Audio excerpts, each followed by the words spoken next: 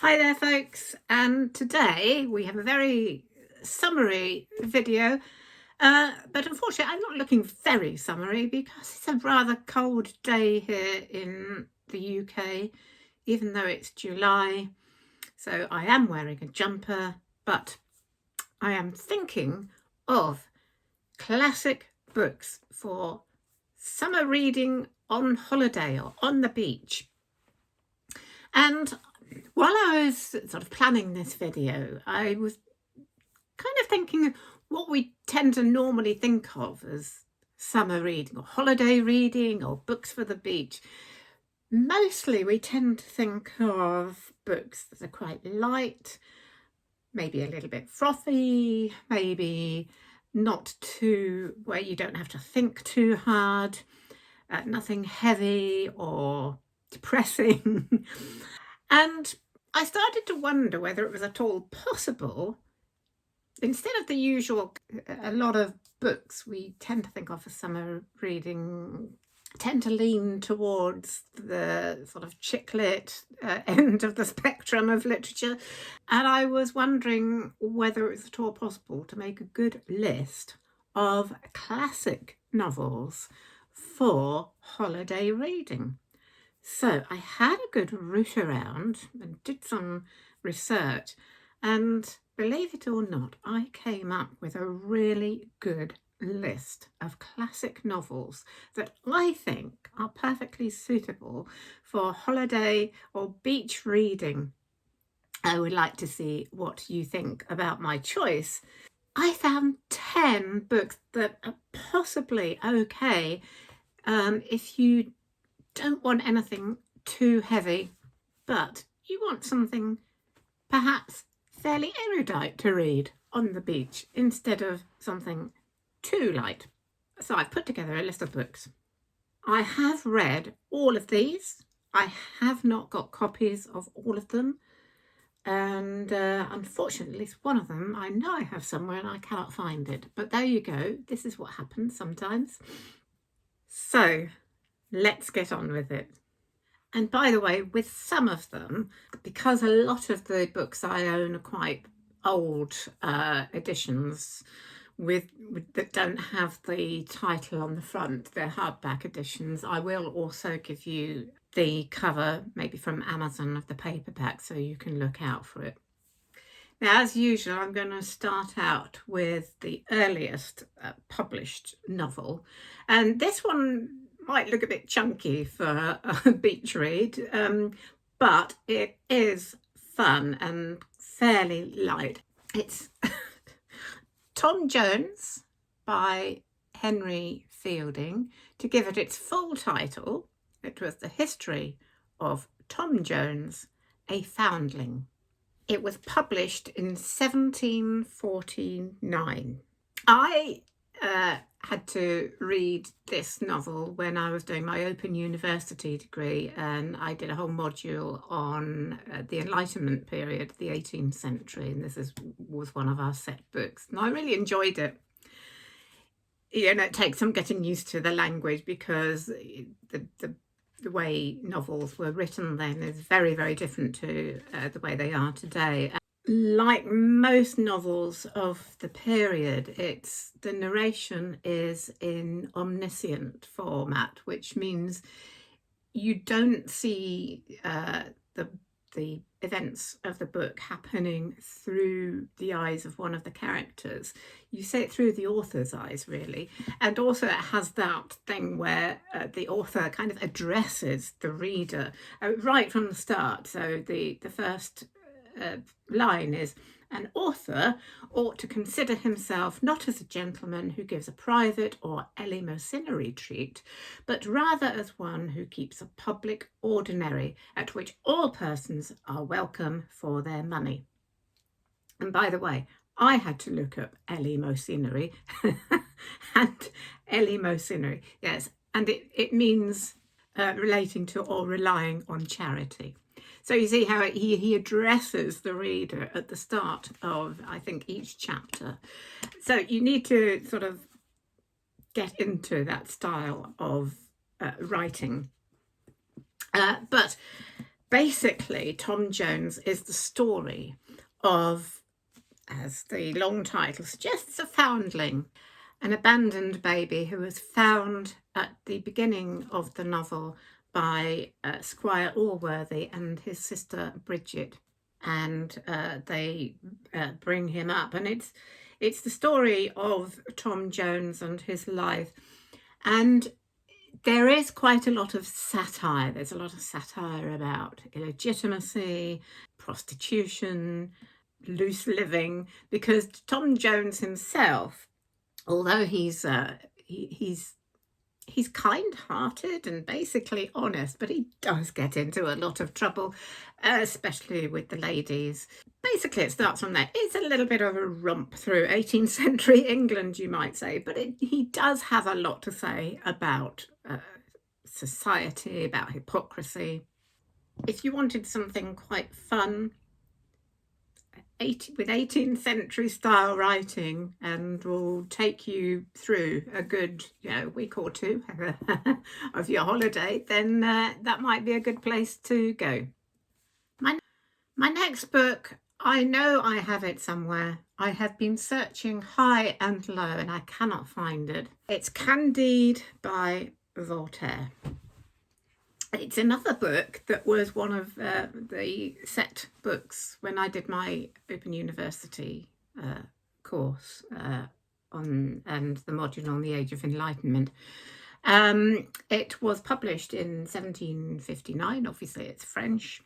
I've included it because although there is some quite serious thought in it, it's fairly short. It's actually classed as a novella. And it is very funny in parts. It's also, although published in 1759, it's quite easy to read.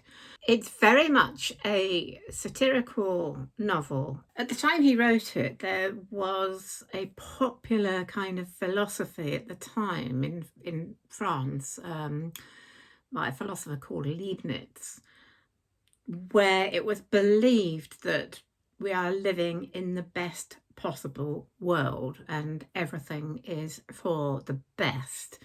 So it's a philosophy of optimism.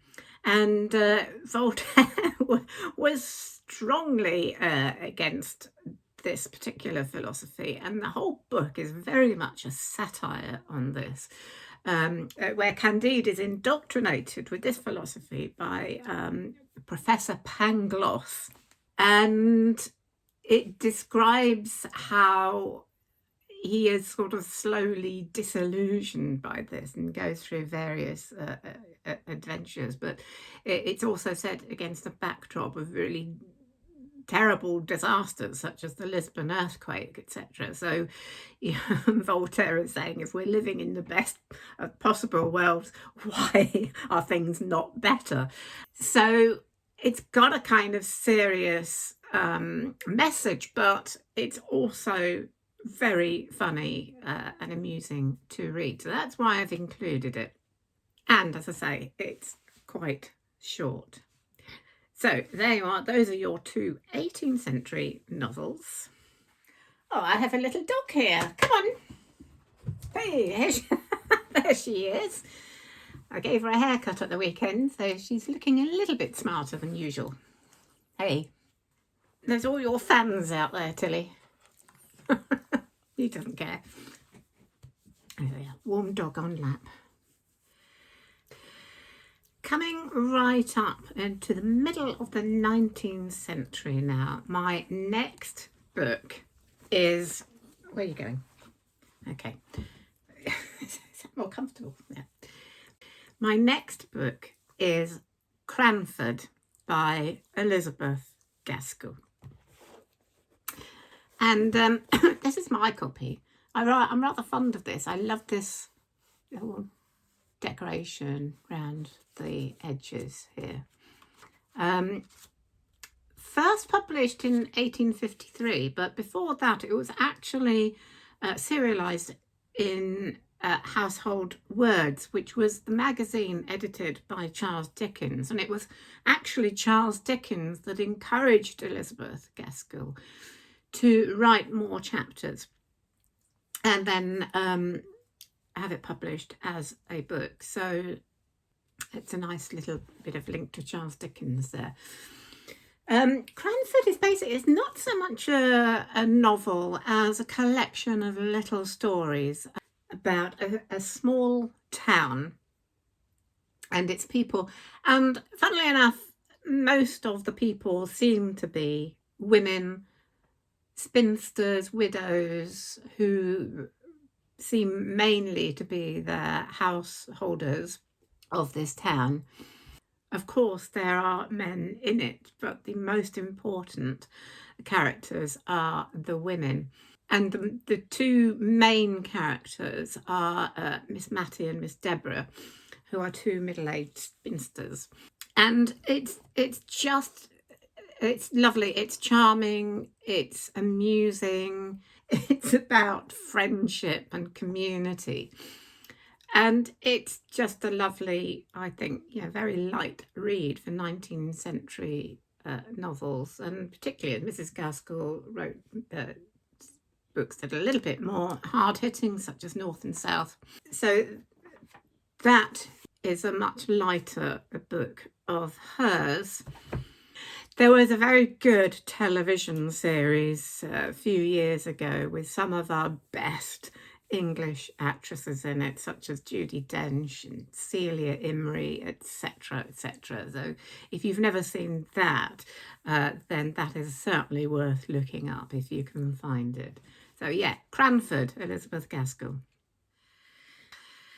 My next book was published in 1861. It's by George Eliot and it's Silas Mana. This is my little plain red book. One of those kind of books that were published a lot in the sort of early 20th century with these lovely frontispiece decorations and a portrait of George Eliot. I've chosen Silas Mana, although it does have some serious issues and it has some difficulties in it. It's rather a lovely little novel and it's fairly short, as you can see. So at the beginning of the book, poor old Silas Mana, he's a weaver, he's quite poor. At the beginning of the novel, he lives in the city and he's accused of stealing from his church's congregational fund, which of course upsets him greatly, and he becomes quite depressed. He leaves the city for a more rural village, and he just works. He becomes a bit of a recluse, and he works as a weaver and starts to enjoy the feeling of building up a bit of money. So he becomes a bit of a hoarder, and he sort of loves golden coins and he just hoards them. And then one day his money is stolen, which of course, again, it sounds really awful. And of course this throws him into a terrible depression again, until one day he finds a young child.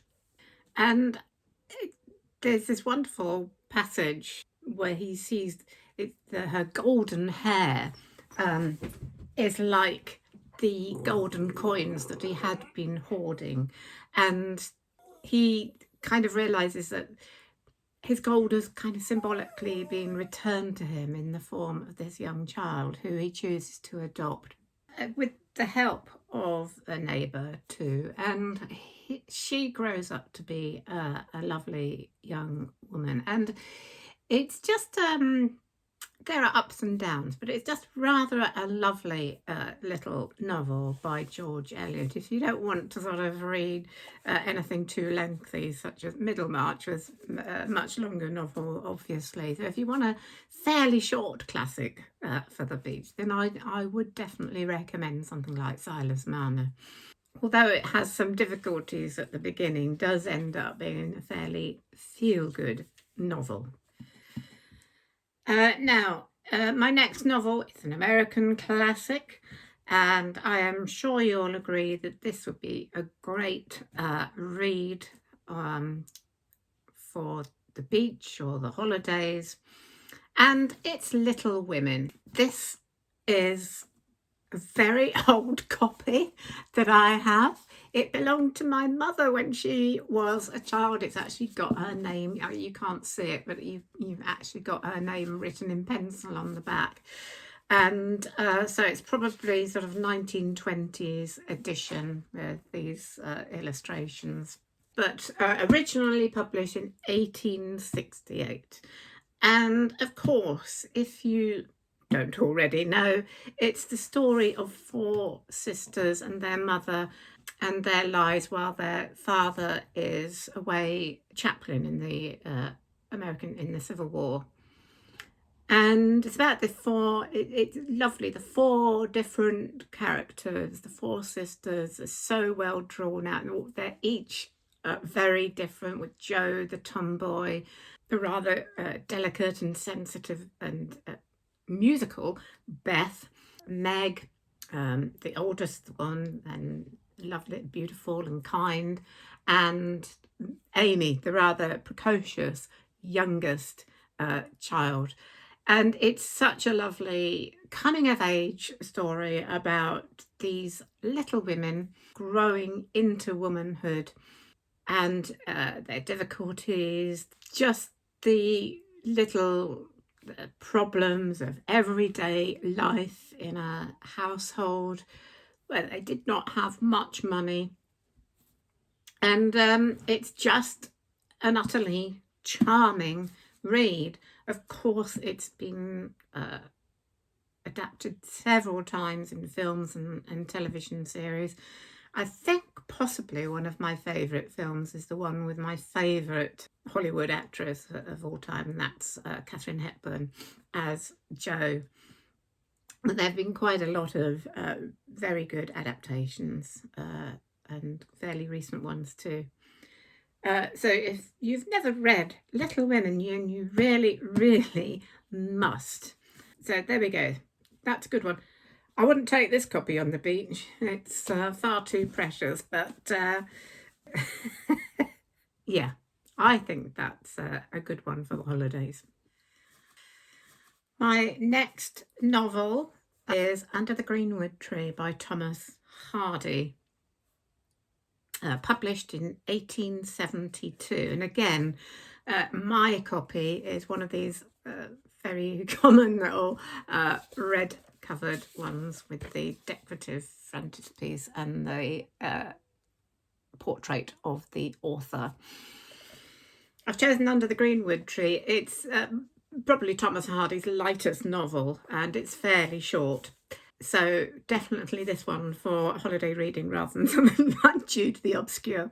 Don't read Jude the Obscure for holidays. Under the Greenwood Tree is a rather delightful novel. It's got that real feel of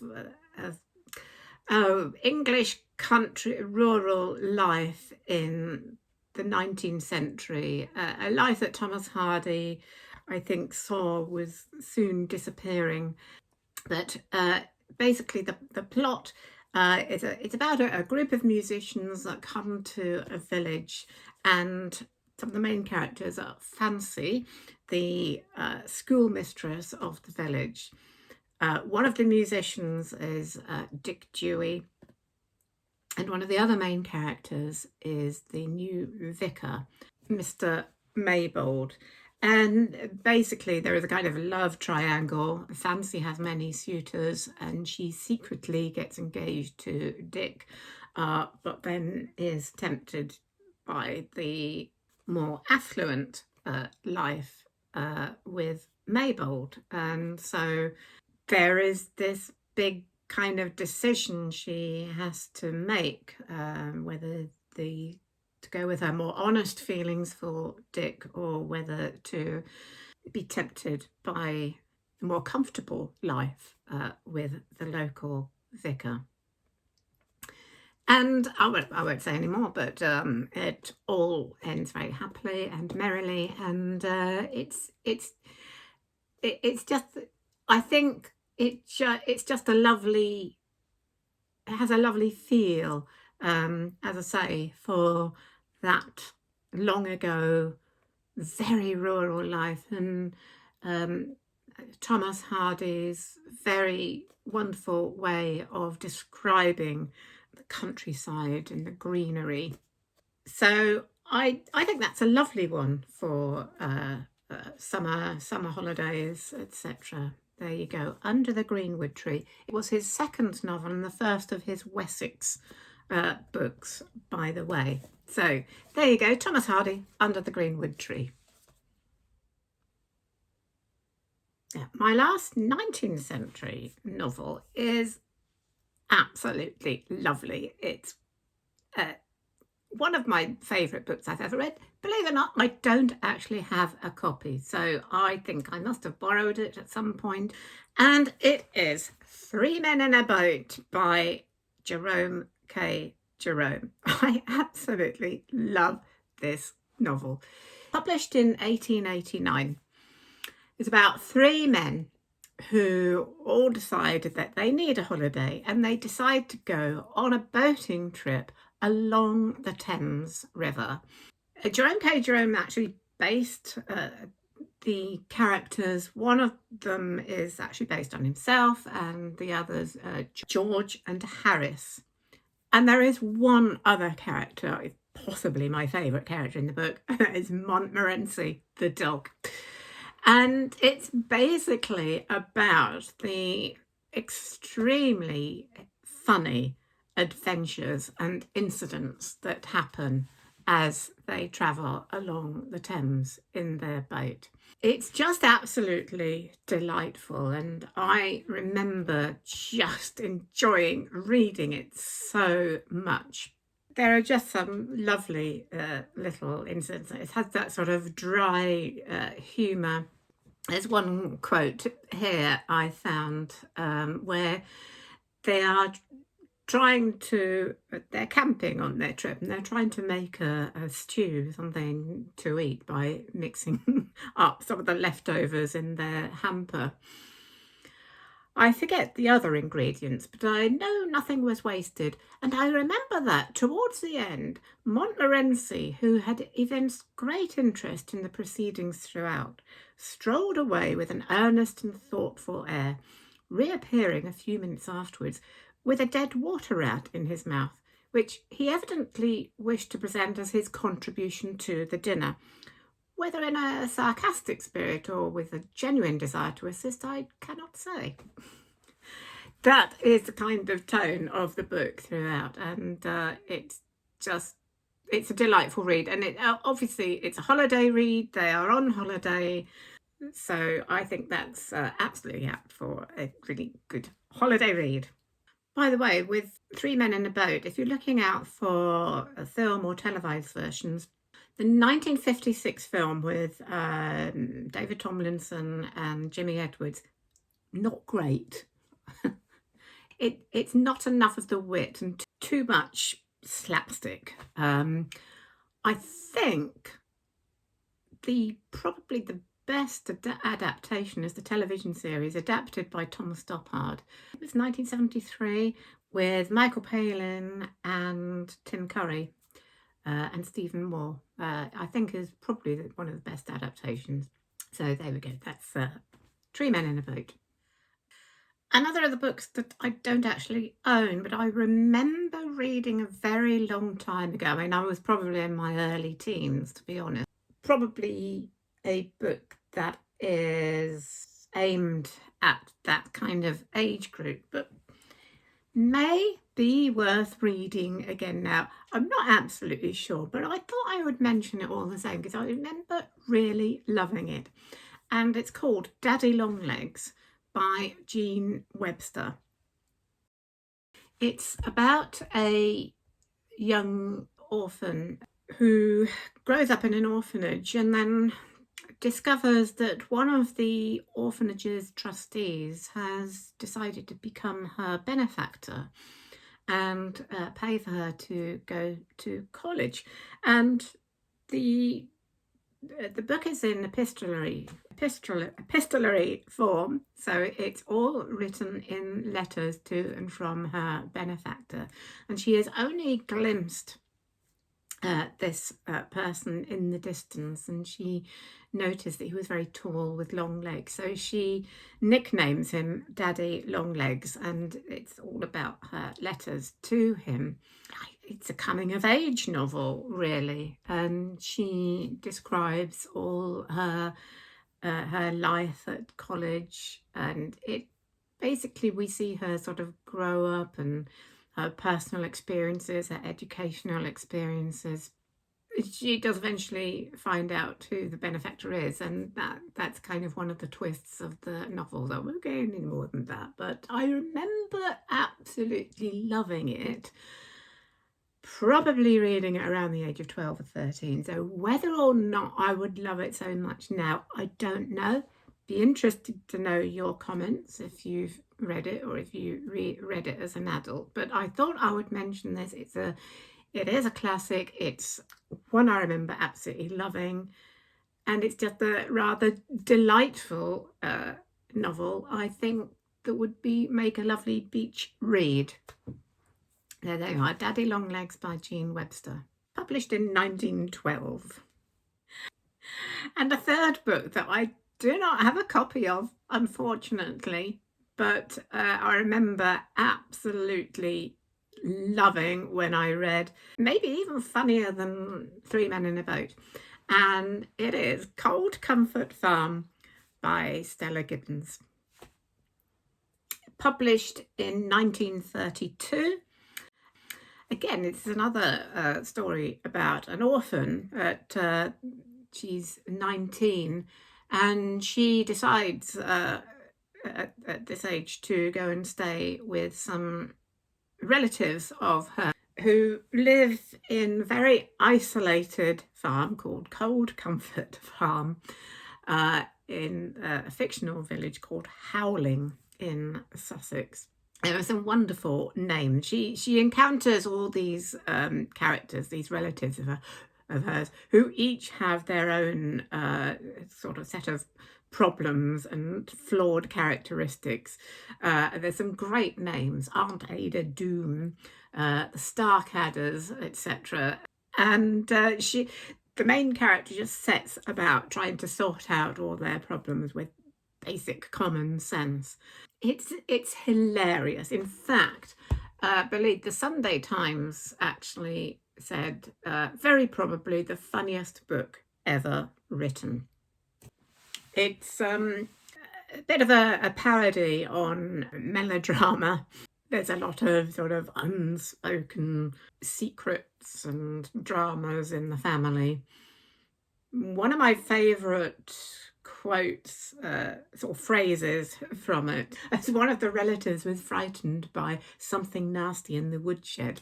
Both my mother and my mother loved this novel too, and we often used that phrase to describe some unseen, feared unpleasantness as something nasty in the woodshed. It's very, very funny, and I do recommend reading it if you've never read it before. Great beach read, very light, very amusing. So yeah, Cold Comfort Farm. And lastly, my 10th novel, coming up to 1937.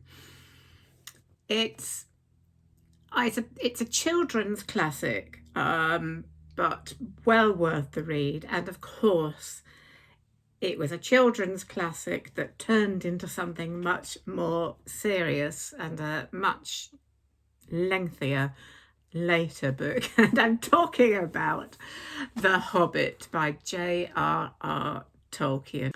Why not? If you've never read The Hobbit before, I think this would make a great read for the beach or while you're sunning yourself on holiday. The adventures of Bilbo Baggins and his quest to help this group of dwarves get back their treasure from the dragon Smaug, helped, of course, by the wonderful wizard Gandalf. And along the way, we know that Bilbo discovers a ring that makes him invisible. And of course, Tolkien wrote this as a children's book, and as he said, the tale grew in the telling, and he took that ring and turned it into something much bigger and much more serious, and then embarked on the epic Lord of the Rings. But if you want something much lighter than Lord of the Rings, definitely with a style that is much more aimed at children, but as I say, you can easily read it as an adult. And it's very amusing in parts. It has a lovely kind of light-heartedness about it, despite all the dangers and adventures they have. So if you only know Lord of the Rings, then I do recommend going back and reading, the one that started it all off, The Hobbit.